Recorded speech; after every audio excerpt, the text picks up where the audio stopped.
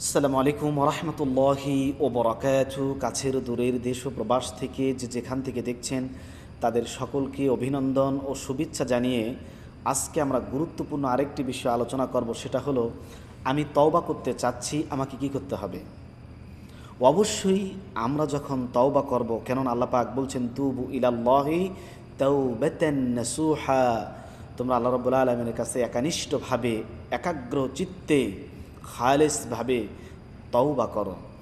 কেননা আল্লাহ রাব্বুল আলামিন একজন তওবাকারীকে অধিক পছন্দ ও ভালোবাসেন।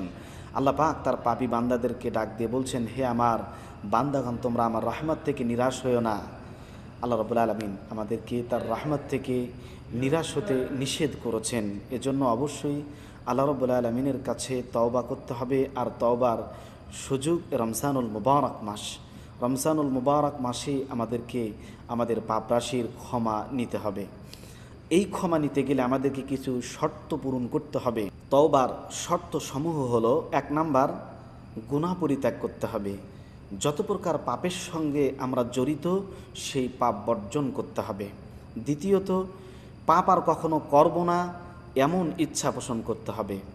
তৃতীয়ত, পাপের জন্য, অর্থাৎ যে পাপ করেছি তার জন্য অনুতপ্ত হয়ে, লজ্জিত হয়ে আল্লাহর কাছে ক্ষমা চাইতে হবে। এই 3টি হলো আল্লাহ রাব্বুল আলামিনের সাথে সম্পৃক্ত। এটা যখন তখন আমরা শর্ত পূরণ করে আল্লাহ রাব্বুল আলামিনের কাছে তওবা করতে পারি। চতুর্থ একটি হলো, যেটা বান্দার সাথে সম্পৃক্ত।